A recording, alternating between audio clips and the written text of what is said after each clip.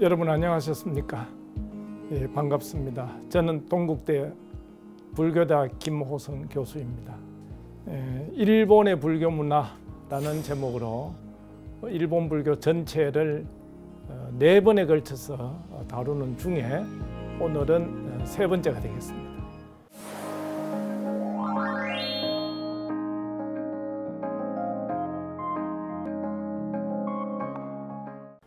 첫 번째는 일본의 불교가 어떻게 전래되고 토착화되어 갔는가 하는 주제로 말씀드렸고, 두 번째는 가마쿠라 신불교를 중심으로 일본 중세에 호넨 스님을 비롯한 많은 스님들의 등장, 그리고 그분들의 대표적인 사상을 말씀드렸습니다.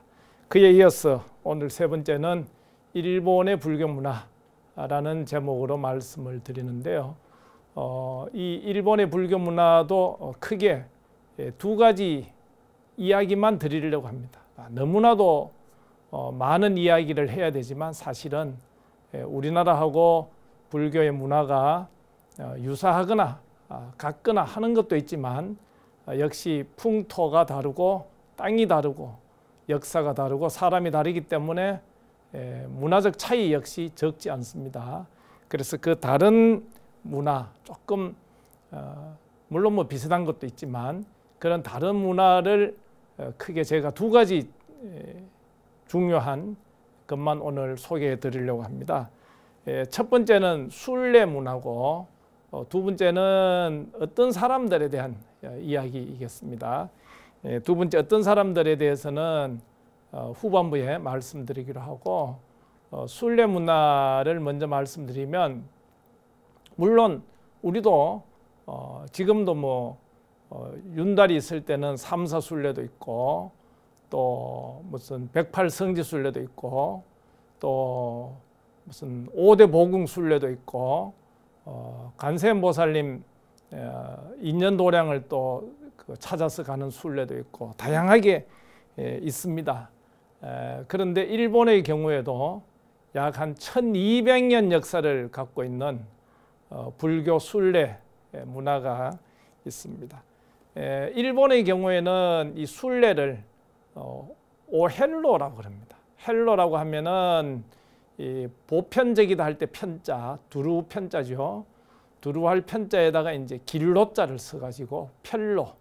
그래서 일본 사람들 발음으로는 오헬로라고 하게 되는데요. 이 오헬로 문화가 굉장히 다양하게 많이 남아 있는 중에 저는 시코쿠라는 그 섬 안에 있는 절 88개 사찰을 1번부터 88번까지 이렇게 번호를 매겨서 쭉 순례하는 그런 순례 문화에 대해서 오늘 말씀을 드리려고 합니다. 그 시코쿠에 대해서 이제 우선 좀 말씀을 드리면, 여러분 물론 다 아시겠습니다만은 일본을 이루고 일본은 섬나라니까 섬의 숫자는 끝도 없이 많고 정확히 저도 뭐 몇 개인지 모르겠습니다. 그러나 이제 일본이라 그러면 크게 이제 큰 섬을 4가지로 얘기하지 않습니까? 그 중에 이제 가장 작은 섬이 시코쿠라는 이 섬인데요. 아름다운 섬이죠. 그런데 이 시코쿠라고 하는 게 한자로 쓰면은 넉사자에다가 나라국자가 돼요. 4나라가 그 안에 있다, 이런 뜻인데, 저도 이제 처음에 일본에 가서 혼돈되고 헷갈렸던 게 나라국자의 쓰임이었어요. 제가 동국대학교에서 공부를 했고 지금 교편을 잡고 있지 않습니까? 근데 일본에 가니까 동국이 있어요. 동국. 이게 왜 동국이 있지? 근데 더 헷갈린 것은 중국이 있더라고요. 중국 그러면 우리가 차이나 이러는데, 일본 안에 또 중국도 있고 북국도 있고 남국도 있습니다. 물론 서국도 있고. 이래서 나라 국자의 쓰임이 굉장히 다양했는데, 제가 나중에 공부를 해보니까 이 나라라는 게 요즘 우리말로 하면 우리나라 같은 경우는 경상북도, 전라남도 할 때, 강원도 할 때 도 개념. 일본의 경우에는 지금 현이라고 그러잖아, 그죠? 근데 그와 같은 지방의 행정 구역, 지방자치의 어떤 그 단위, 행정구역 단위를 옛날에는 나라 국자로 썼더라고요. 그래서 그 나라 국자의 쓰임이 조금 특이한데 그 시코쿠라는 섬 안에 보면은 나라가 네 나라로 나뉘어져 있었습니다. 그래서 이제 그 중간에 이렇게 선을 끄면 네 나라가 이제 있는데 대개는 이제 오사카에서 바다 건너 이렇게 가보면 도쿠시마라는 그 현이 있습니다. 그 도쿠시마가 있고 그 다음에 이제 도쿠시마에서 더 서쪽으로 서남쪽으로 이렇게 가면은 코치라고 하는 또 현이 있습니다. 코치는 높을 고자 알지자예요. 아까 도쿠시마는 이제 큰 덕자 섬도자고 그 다음에 이제 코치에서 위로 올라가면 이제 서북 쪽에 있는 현 이름이 에히메 현인데요. 이 에히메는 이제 사랑할 애자에다가 그 미인 원자를 씁니다. 한자로 애원이라고 읽는데 일본 사람들은 그것을 에히메라고 합니다. 그 다음에 이제 에히메에서 동쪽으로 오면은 카가와라고 하는 현이 있습니다. 카가와는 향기로울 향자에다가 네 천자를 씁니다. 향천. 그래서 카가와인데 이 네 나라의 그 나라 이름이 옛날식 나라 이름이 또 있어요.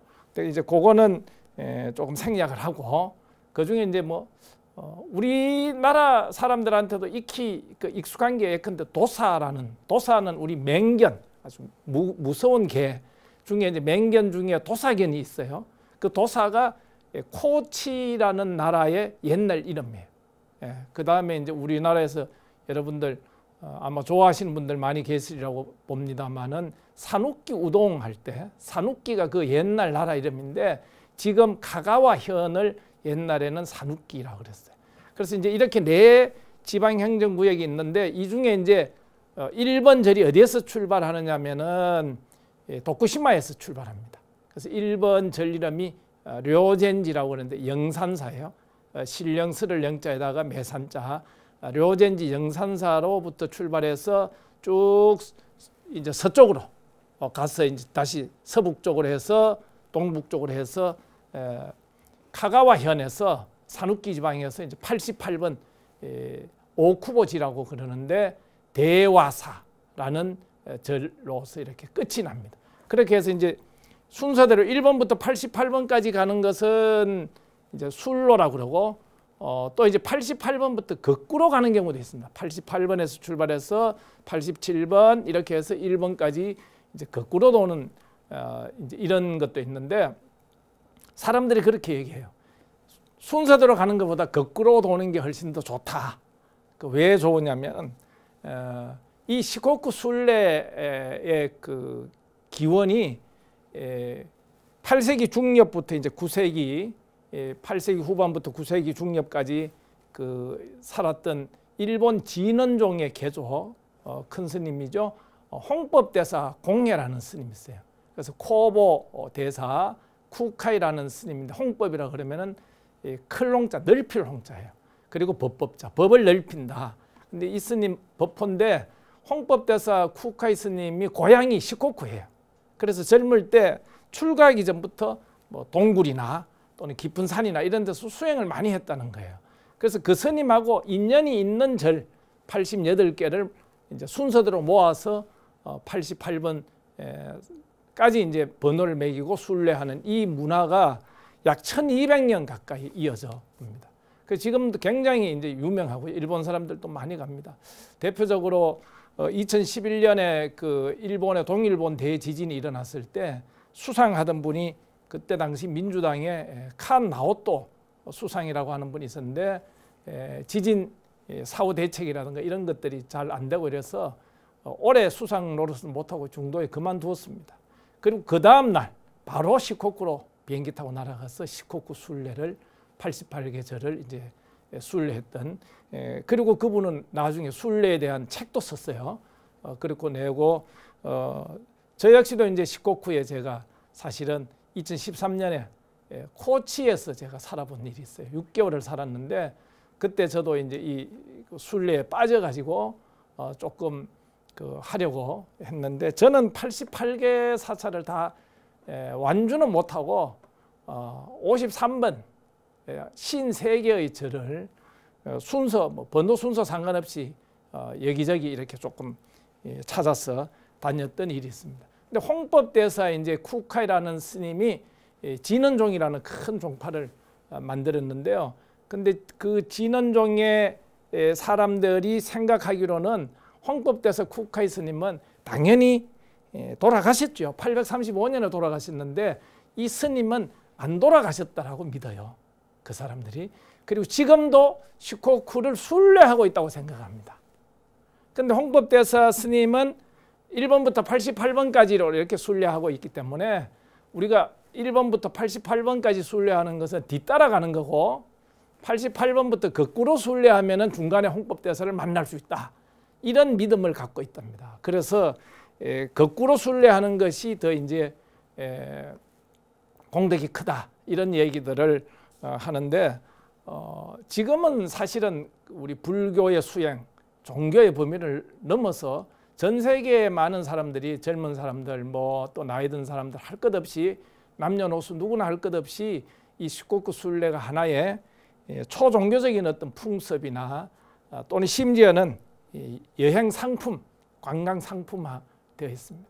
저도 사실은 그 신세계 절을 참배했습니다만은 그 중에 물론 이제 개인이 혼자 간 경우도 있고 또 한국에서 온 사람들하고 같이 간 경우도 있고 대중교통을 이용한 경우도 있고 또 이제 전세 버스를 세내서 다녀본 경우도 있고 이러는데 그 중에 이제 일본 여행사가 파는 상품에 제가 가입을 해가지고 일본 사람들하고 같이 다녀본 적이 있는데 거기에 이제 1박 2일 코스인데요. 그거는 아까 시코쿠가 4개 현이라 그랬지 않습니까? 한 현을 한 번 1박 2일로 커버를 하는 거예요. 버스 타고. 그래서 그게 이제 여행 상품이 돼가지고 돈을 회비를 내면은 이제 가요. 근데 저는 그 굉장히 그 아름다운 추억인데 또 특이한 추억이기도 하고 일본 사람들하고 그렇게 순례하면서 모르는 사람들인데 큰 방에 한 10명 가까이 큰 방에 같이 거사님들, 할아버지 이런 분들하고 같이 이렇게 자면서 대화를 나눠본 일이 있어요. 근데 그때 기억에 남는 것은 4번째 순례하는 사람이 있었습니다. 근데 이 사람은 그러니까 한 번 갔다 오고 한 번 88개 다 했으니까 끝이 아니고 많은 사람들은 2번, 3번 이렇게 다녀요. 근데 실제 우리나라 사람들도 많이 다니는 경우 많이 다녀요. 제 학생 중에 제가 지도하는 학생 중에도 시코쿠 순례에 아주 그 여러 번 갔던 친구가 있는데요. 그래서 제가 한번 물어봤습니다. 아유 우리 거사님 4번째라고 그러는데 왜 한 번 하고 다 했는데 또 이렇게 거듭거듭 다니느냐 그랬더니 쿠세데스 그러더라고요. 쿠세라는 말이 일본말로 그게 뭐냐면은 우리말로 하면 벽이다. 뭔가 그 습관처럼 안 가면 또 가고 싶어지고 뭐 이런 게 있다고 이제 그런 이야기를 해요. 그런데 이제 이 88개 절에 1번이 있는 이 도쿠시마 현을 발심의 땅이라고 합니다. 거기서 발심을 하고 코치에 오면 이제 수행의 땅이다. 라고. 그다음 이제 에이히메 쪽으로 가가지고는 거기서는 깨달음의 땅이다. 보리의 땅이다. 그리고 이제 카가와 현에 가면은 마지막으로 열반의 땅이다.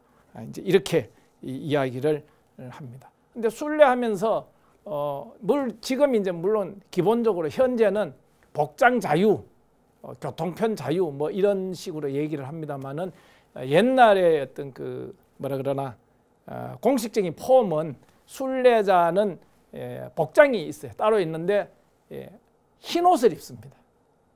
그 흰옷 백의라고 그러는데 그 흰옷은 사실은 그 수의 개념이에요. 그 순례하다가 왕생극락을 하게 되면 그 자리에서 묻힌다. 그러니까 이제 수의처럼 입는다라고 해서 흰옷을 입고 그 다음에 이제 삿갓을 씁니다. 삿갓.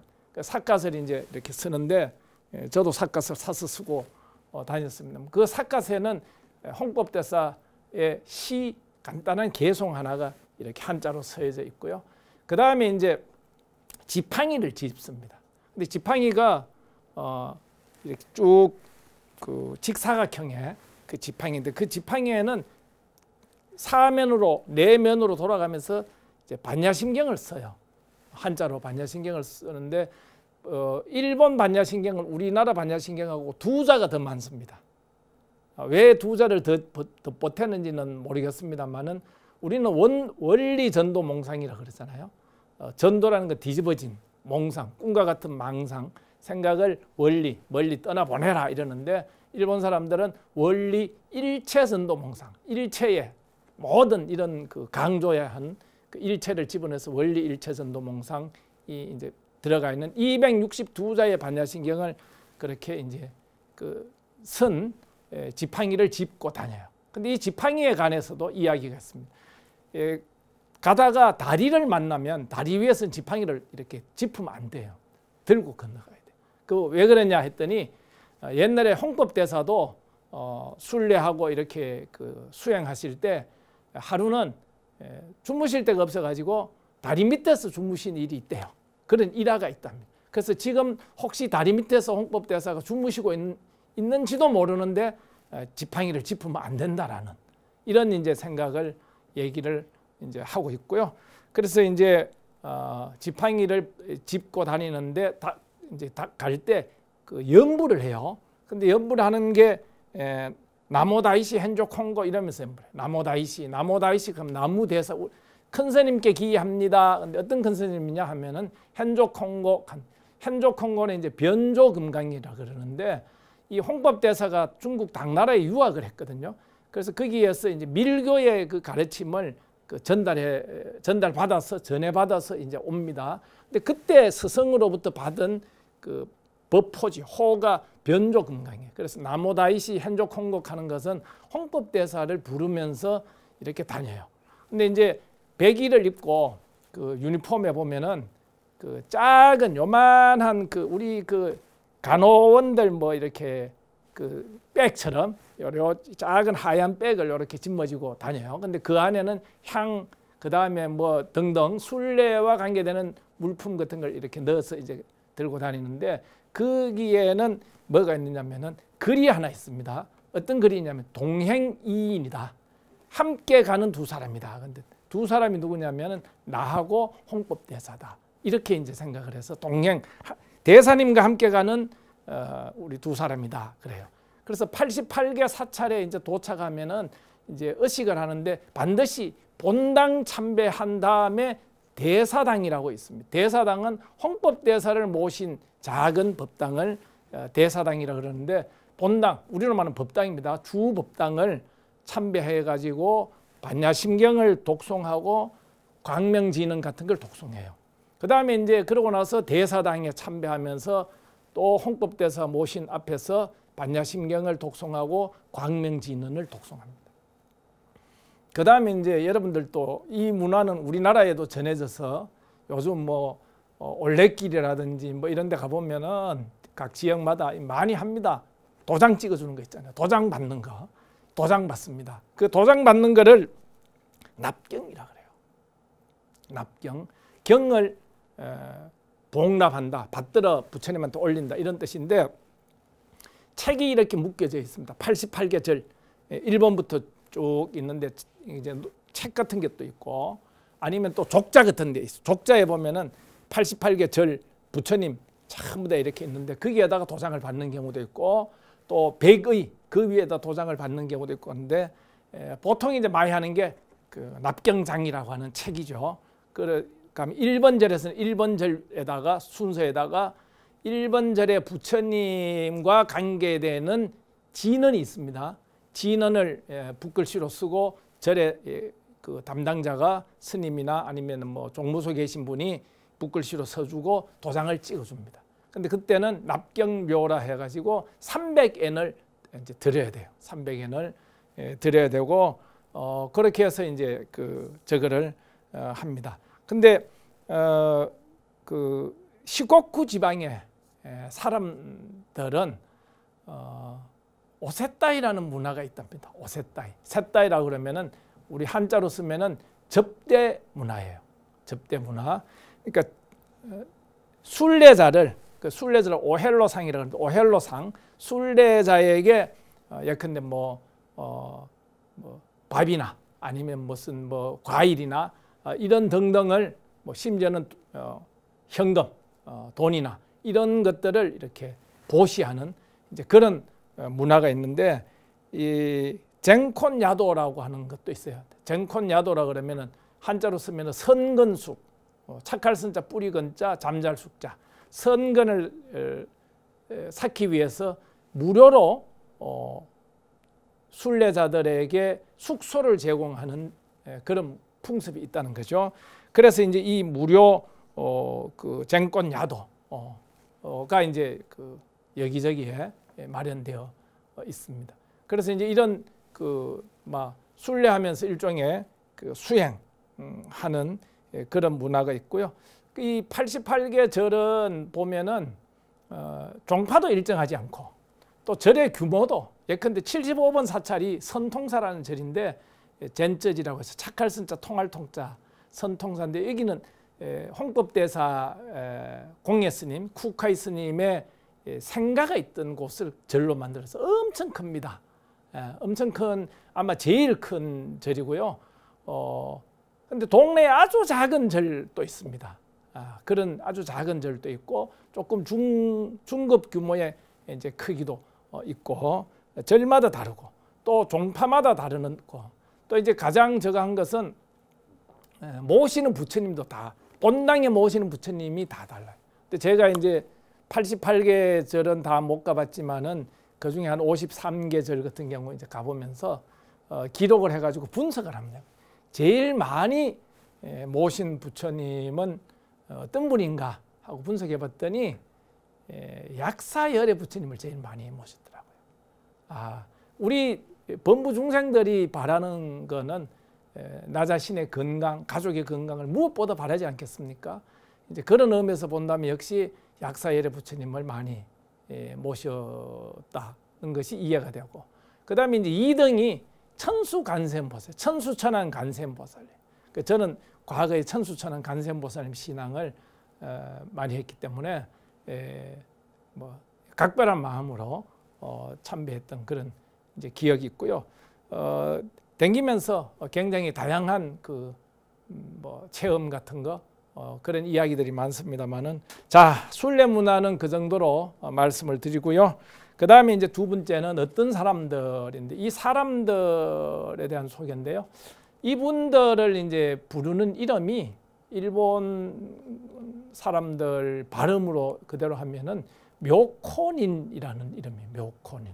근데 이제 한자로 쓰면은 묘할 묘자에다가 좋아할 호자에다가 사람이네요.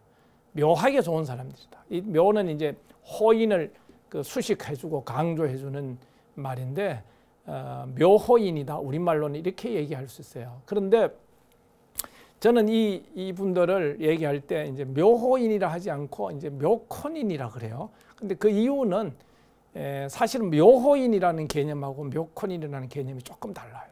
근데 묘호인은 언제부터 있느냐 하면은 중국의 당나라 시대 때 그 나무아미타불 정토 신앙을, 연불 신앙을 열심히 많이 그 펼쳤던 선도대사라는 스님이 계십니다. 이 스님이 이 묘호인이란 말을 처음 쓰셨어요. 근데 관무량수경이라고 하는 경전 말씀에 관무량수경이라는 경이 있는데, 그 경 제일 마지막에 이제 끝날 때쯤 되면은 이런 말씀이 있습니다. 어떤 말씀이냐면, 만약 어떤 사람이 연불을 한다면 마땅히 알아야 될 것이다. 그분은, 그 사람은, 연불하는 그 사람은 사람 중에 경전 원어로는 분타리하이다라고 돼 있어요. 근데 분타리하가 번역하면 그 인도 말인데, 인도 말로 푼다리카라 그럽니다만은 푼다리카를 분타리하라고 경전에 나오는데, 그거를 뜻으로 번역하면은 하얀 연꽃이다 이런 말이에요. 그러니까 연불하는 사람은 사람들 중에 하얀 연꽃이다 이런 얘기예요. 요즘 연못에 이제 여름에 수련 같은 거 이제 피고 그러면은 하얀 연꽃 보지 않습니까? 근데 사람 중에 하얀 연꽃이다. 요 구절을 선도대사가 주석을 달기를 뭐라고 얘기하느냐면은 그 사람은 연불하는 사람이에요. 연불하는 사람은 좋은 사람이에요. 호인이고, 그 다음에 묘하게 좋은 사람, 묘호인이고, 베스트 오브 베스트라 해서 상상인이고, 그 다음에 드물게 있는 사람이다 해서 희유인이고, 또는 가장 훌륭한 사람이라 해서 최성인이다라고 하는 5가지 이름으로 부릅니다. 이걸 이제 오종가야라 그래요. 5가지 아름다운 칭호로 이제 연불하는 사람을 이야기했는데, 그래서 이제 우리가 나무아미타불 연불하면 다 묘호인이에요. 거기에 따르면. 그런데 이제 일본에서 묘코닌이라고 부르는 많은 사람들이 이제 등장하게 되는데, 이것은 연불하는 사람을 가리키는 말이 아니고 지칭하는 말이 아니고, 물론 연불하는 사람 중에 나옵니다만은, 우리가 연불할 때 이제 다음 세상에 극락에 갔으면 좋겠습니다 하고 연불하는 경우도 있지만, 그래 나는 확실히 다음 세상에 극락에 가기로 되어 있으니까 너무 생각해보면 고맙지 않아? 그러니까 내가 나무아미타불 연불해야지, 이렇게 생각하고 연불하는 사람도 있다는 말이에요. 그래서 이제 묘코닌이라 그러면 이제 후자입니다. 두 번째 얘기. 즉 시기적으로 얘기하면은 에도 시대 근세에, 우리로 말하면 임진왜란 이후 시대가 되죠. 도쿠가와 이에야스가 이제 세운 그 에도 막부 그 시절에 정토진종이라고 하는 종파, 지난 시간에 한번 말씀드렸습니다마는 신란이라는 스님이 세운 정토진종이라는 종파의 가르침을 따르는 연불행자들, 연불자들이 제가자입니다. 스님은 아니에요. 제가자들 중에서 많은 신심 깊은 사람들이 스스로 극락에 간다는 걸 믿고 나니까 확신을 하게 되니까 사람이 바뀌어요. 그래서 현세에서 보살행을 하는 사람들도 있고, 또는 극락과 아미타불에 대해서 놀라운 통찰력을 보여주는 그런 말씀들, 명언, 또 아름다운 시, 이런 것들을 남겨놓는 사람들이 막 있는 거예요. 그래서 그런 사람들은 묘코닌이라 그래요. 근데 그런 묘코닌들은 이제 어떻게 해서 생기느냐면, 묘코닌 탄생의 이제 비법인데요, 비결인데, 그 사람들은 정토진종이라는 종파를 믿는 사람들 이런 얘기를 해요. 그 교수님, 제가 아는 교수님한테 들은 얘기인데, 정토진종에서는요, 연불하기 위해서 모이지 않고 설법 들으러 모입니다, 이렇게 이야기해요. 그래서 그만큼 설법을 많이 해요. 아미타 부처님에 대해서, 극락에 대해서 끝도 없이 설법을 해주고 설법을 듣고, 그걸 이제 하다 보니까 그걸 듣는 사람들이 사실은 뭐 공부를 많이 한 사람도 아니에요. 그냥 농사 짓는 사람, 또는 할머니들, 일자 무식의 할머니들도 있고 아주머니들도 있고 이런 사람들인데도, 옛날 사람들은 자주 모여서 법문 듣고 하다 보니까 아미타 부처님의 그 가피력, 자비, 본원력, 이런 그 힘을, 불력을, 부처님의 힘을 믿어서, 우리는 확실히 이제 다음 세상에는 극락 갈 사람이다 라고 해가지고 여러 가지 그 이야기들이 이제 만들어지게 되는 거예요. 그런 사람들의 이제 묘코닌이라고 그랬는데, 우리 이제 스님 입장에서 보면은 우리 절에 다니는 사람들 중에 묘코닌이라고 소문난 사람들이 있었어요. 근데 그 묘코닌이라고 소문난 할머니나 할아버지 이런 사람들이 왕생 극락을 하게 되면은, 돌아가시게 되면은, 왕생을 하고 난 이후에는 그 이야기를 주지 스님이 글로 써요. 그걸 책으로 만들어 놓아. 아무아무개 묘코닌 전 이러면서. 그래서 그런 것들이 이제 현대에 들어와 가지고 연구한 사람들이 있습니다. 근데 이제 대표적으로 스즈키 다이세츠라고 하는 학자, 또 이제 이분은 이제 서양의 우리 선을 전달한 걸로 유명한 분이죠. 대승불교를 가르친 분으로 스즈키 다이세츠란 분. 그 다음에 이제 야나기 무네요시라고 하는 분이 있습니다.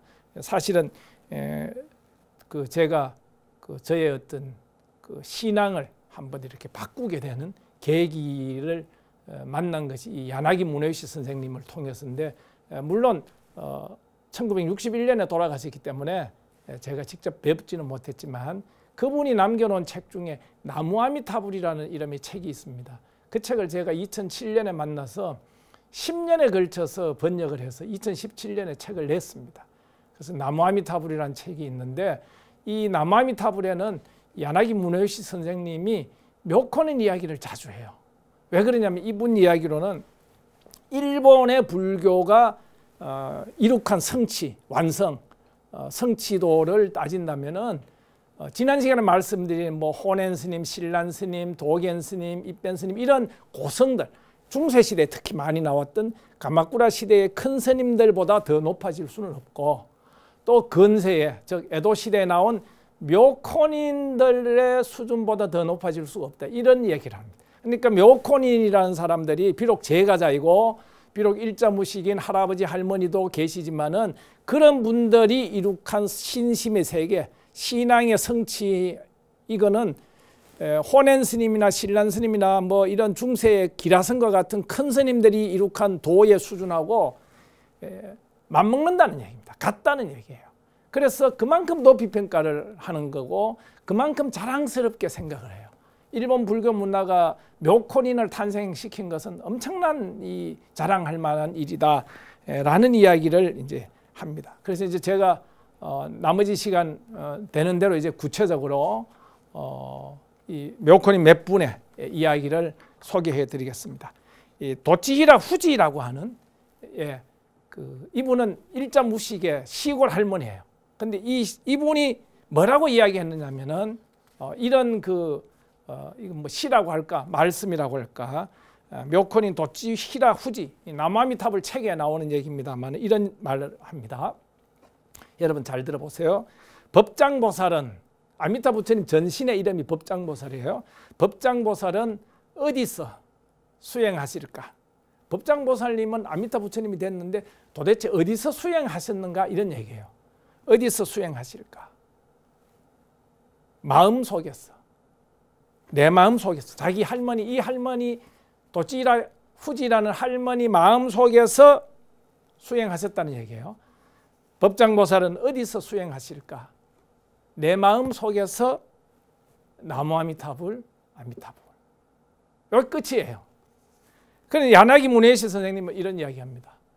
지금까지 이 정토 진종의 이 높은 이론적인 사상 체계 어디에서 과연 이런 놀라운 이야기를 해놓은 것이 있는지 잘 모르겠노라고, 이런 이야기를 하고요. 그 다음에 이제 또 오소노라고 하는 할머니가 있어요. 이 할머니인지 아주머니인지 연세는 정확히 모르겠습니다만은 이 양반은, 이분은 항상 입에 아미타불, 나무아미타불을 달고 다녔대요. 그러니까 이제 동네에서 나무아미타불, 아미타불 맨날 달고 다니는데 어느 날 길 가는데 동네 어떤 아주머니가 뭐라 그래요? 지금 우리말로 하면 뭐라 그러죠? 약간 시니컬하게 약간 비판적으로 얘기해요. 에이 또 공연불 하고 있네, 뭐 이런 식으로 말씀을 하고 지나간 거예요. 에이 또 공연불이네 이러면서 말을 하고 이렇게 가니까 이 오소노 상이라고 하는 분이 따라가는 거예요. 근데 이제 그 말을 에이 오늘 또 공연불 하고 있네 이렇게 말한 그 아주머니 입장에서는 자기가 했는 말을 듣고 자기 뒤를 막 따라오니까 겁이 나는 거예요. 뭘 그만한 일을, 그래서 돌아보면서 그런 거예요. 뭘 그만한 일을 가지고 따라오느냐고, 그런 얘기도 할 수 없냐고 이렇게 얘기하니까 합장해서 인사하면서 아닙니다 보살님, 화내는 것이 아닙니다. 당신에게 감사를 드리기 위해 따라왔습니다. 공연불이라는 좋은 말씀을 해주셨습니다. 근데 우리말로 공연불 그러면은 정성을 안 들이고 아무 효과도 없고 공덕도 없고 소원 성취를 가져오지 못할 그런 연불, 그런 연불을 공연불이라 그래요. 근데 그 동네 아주머니는 그런 뜻으로 이 공연불 하고 있네라고 이야기를 한 거예요. 그런데 오소노라는 분이, 묘코닌 오소노 상이 가서 하는 말이 공연불이라는 좋은 말씀을 해주셨습니다. 만약에 저 같은 어리석은 사람이 하는 연불이 공덕이 되면, 공연불이 아니게 되면, 뭔가 공덕이 있게 되면 어찌 되겠어요? 어찌 되겠습니까? 어쩌겠습니까? 이런 말이에요. 어찌 되겠어요? 당신은 저에게 아무것도 남기지 않는 공연불이라는 것을 가르쳐 주셨습니다. 어디에 이런 선지식이 또 있을까요? 실로 귀한 가르침이라 한마디 감사라도 드리려고 제가 뒤따라왔습니다. 정말 고맙습니다 하고 인사를 했다는 거예요. 그러니까 염불에 우리가 소원 성취를 위해서 염불을 한다. 뭐 우리 뭐 아이 어떻게 내주세요. 우리 남편 어떻게, 우리 부모님 어떻게 뭐 이렇게 건강하게 해주세요. 이런 뭔가를 요구하면서 하는 염불은 공염불이 아니라는 거예요. 예. 근데 그런 거를 다 놓아버리고 정말 아무 생각 없이 아무런 정성 없는 것처럼 그렇게 하는 염불이 진짜 염불이 아닌가 하는 그런 깨달음을 이 오소노라고 하는 이분이 그 이웃 아주머니 얘기를 통해서 깨달았다는 이야기죠. 그 다음에 이제 또 어떤 이제는 거사님 할아버지 묘코닌인데 겐자라는 사람이에요. 이 묘코닌 겐자라고 하는 사람이 이야기입니다. 어떤 사람이 어느 날 묘코닌 겐자한테 왔어요. 이분은 묘코닌 겐자라는 분은 그 아버지가 돌아가셔가지고 중년에 아버지가 돌아가셔가지고 좀 충격도 받고 그러고 나서 이제 자기가 절에 다니기 시작했어요. 절에 다니기 시작하면서 법문을 많이 들었어요. 그러다 보니까 어느 날 묘코닌이 돼버린 거예요. 법문을 많이 듣고. 그래서 이제 소문이 나서 동네 사람들, 이분은 예컨대 뭐 이런 그 옛날에는 이제 밭에 가면은 그 소가 우리 이 묘코닌 겐자의 밭에 와가지고 머리 이렇게 묶고 있어요. 농사진 농작물을. 그 소가 묵으면 뭐 어떻게 되겠어요? 소를 쫓아야 되지 않습니까? 근데 그 소를 데리고 저쪽으로 가는 거야. 데리고 가가. 그 여기 있는 건 별로 안 좋다 이거야. 네가 먹는 데는 이 소 보고 저 여기 있는 게 더 좋다라고 더 좋은 걸 먹이는 거예요. 예. 그리고 이제 동네 사람 아프고 이러면은 가가지고 뭐 옛날 같으면 뜸 같은 것도 해주고 간호도 해주고, 그리고 겨울에도 방에 불을 안 떼요. 그 동네 사람이 왜 이렇게 차게 지내냐면 안 찼다고. 저 아미타 부처님하고 늘 함께 지내고 내가 극락 갈 사람인데 뭐 이런 게 참 이게 추우냐고, 나는 안 춥다고. 이렇게 이제 이야기했는 분인데, 그러다 보니까 이제 소문이 좀 나오잖아요. 났잖아요. 그래서 어떤 사람이 이제 말하기를 당신은 진짜다. 진짜 극락 갈 사람이지만 나는 가짜라. 절에 좀 다니고 이래도 우리 돌아가신 부모님을 절에 모셨기 때문에 내가 한 번씩 가는 거지. 나는 진짜가 아니고 가짜이기 때문에 정토 왕생을 할 수 없다. 극락 왕생을 할 수 없다. 이렇게 어느 날 이야기했대요. 그러니까 이 겐자가 대답을 하는 얘기가 뭐라 그러냐면, 야, 가짜, 그 진짜 정말 가짜라도 좋다. 진짜 가짜가 되라. 진정한 가짜가 되어야 할 것이다. 진짜가 되면 어떻게 되느냐. 그럼 아미타 부처님 할 일이 없지 않느냐. 이런 뜻이에요. 또 이제 비슷한 맥락입니다만 어떤 사람은 얘기하기로 당신 같은 신자는, 신심 깊은 신자는 극락에 가겠지만 나 같은 인간은 지옥에 갈 것이다. 업을 많이 짓고 이렇게 살 수밖에 없는, 먹고 살기 위해서 자식들 먹이기 위해서 이렇게 업을 지을 수밖에 없는 이런 인간으로 내가 평생을 살아왔는데 나는 지옥 갈 것이다. 이런 뜻이겠죠. 그랬더니 겐자의 대답이, 지옥에 간다면 그거야말로 좋은 일이다. 아버지, 이 일본의 그 정토신앙 하시는 분 중에 아미타 부처님들을 오야사마라 그래요. 오야는 부모님인데, 그래서 오야사마, 우리말로 번역하면 아버지 혹은 뭐 어머니. 아버지는, 오야사마는, 아미타 부처님은 지옥에 떨어지는 자야말로 도우려 하신다. 만약 당신이 극락으로 가려고 한다면 아미타불이 할 일이 없지 않느냐. 이런 이야기를 합니다. 그래서 이제 야나기 무뇨시 선생 같은 경우는 특히 이 묘코닌 겐자를 좋아해가지고 묘코닌 겐자에 대해서 책을 한 권 쓰기도 하고 그랬습니다. 그 다음에 이제 우리 아까 전에 그 마지막 제가 인물인데요. 아까 전에 우리가 시코쿠 순례 이야기했는데 역시 그 지역에서도 묘코닌이 나왔습니다. 그 시코쿠 출신의 묘코닌 중에 쇼마라는 사람이 있어요. 쇼마. 이분이 이제 쇼마의 은행록이다. 쇼마가 행했던 말씀, 명언집 뭐 이런 그 책도 남아 있다고 그래요. 근데 이분이 한 말 중에 남들은 모두 탈역이라 하며 기뻐하지만, 근데 우리 그 정토신앙은 자력신앙이 아니고 탈역신앙이라 그럽니다. 그래서 탈역 이야기를 많이 해요. 근데 이때 탈역이라는 게 불력입니다. 부처님의 힘이에요. 그래서 부처님의 힘을 탈역이라, 그건 내 힘이 아니잖아요. 그러니까 탈역이라 그래요. 그래서 사람들은 맨날 남들은 모두 탈역이라 며 기뻐하지만 나는 아미타불의 자력이 고맙네. 이런 말씀을 했어요. 나는 아미타불의 자력이 고맙다. 아미타 부처님은 중생 제도를 하기 위해서 부처가 될 때는 타력으로 부처가 된 게 아니거든요. 정말 자력으로 5급이라는 긴 세월 동안 노력해서 부처님이 되었다고 합니다. 그래서 그 이야기를 하는 거예요.